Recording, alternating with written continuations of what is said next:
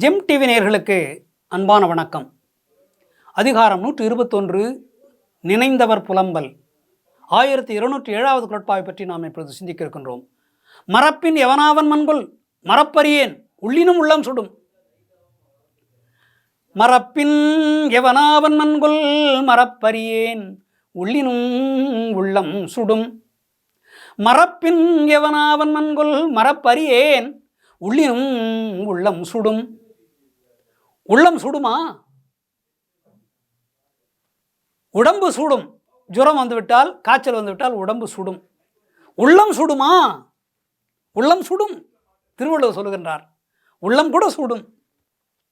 மறப்பின் எவனாவன் மண்கொள். பிரிந்து சென்றிருக்கிறார் என்னுடைய தலைவர், அவரை நான் மறந்துவிட்டால் அது மறக்கக்கூடாது. மறந்துவிட்டால் என் உயிர் போய்விடும். என் உயிர் போகாமல் இருக்க வேண்டும் என்றால் அவரை நினைத்து கொண்டே இருக்க வேண்டும். ஒருவேளை நான் மறந்துவிட்டால் அது நான் இறந்து விட்டதற்கு ஒப்பாகும். மறக்காமல் அவர் நினைவாக இருந்தால் உயிருடன் இருப்பதற்கு ஒப்பாகும். அவரை நான் மறந்து விட்டிருக்கிறேன் என்றால் நான் செத்தவளுக்கு ஒப்பாவேன். மறப்பின் எவனாவன் மண்கொள். அவரை நான் மறந்துவிட்டால் என்ன ஆவேன்? செத்து விடுவேன். நினைத்து கொண்டே இருந்தால் உயிரோடு இருப்பேன். மறப்பின் எவனாவன் மண்கொள் மறப்பறியேன், மறக்காமல் இருக்கிறேன். உள்ளினும் உள்ளம் சுடும்.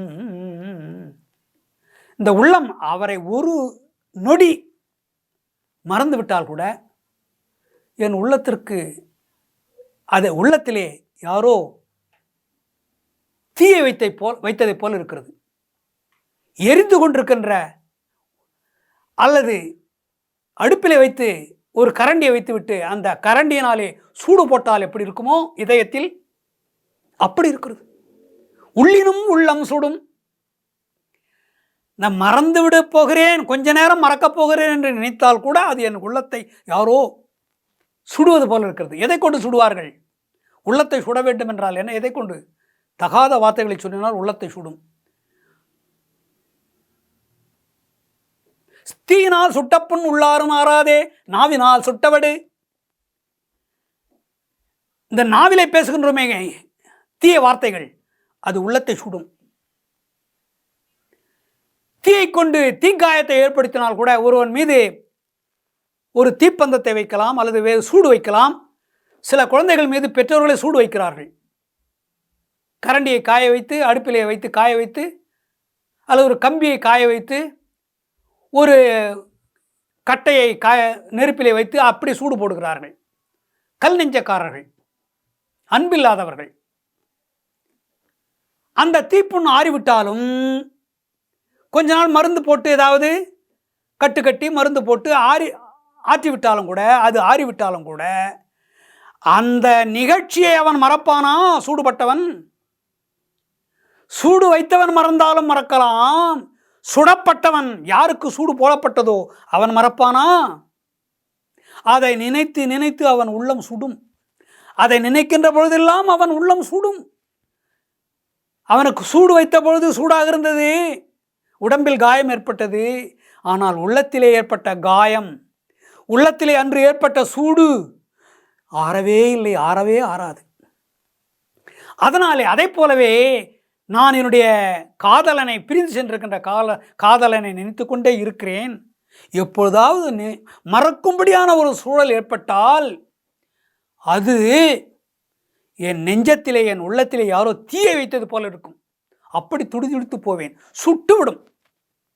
அவரை பற்றி யாராவது தப்பாக தவறு அவர் மீது பழி சுமத்தி, வேண்டுமென்றே அவர் மீது குற்றம் சுமத்தி என்னை வருத்தப்பட செய்தால், அவர் அங்கே என்ன நிலையில் இருக்கிறார் தெரியுமா?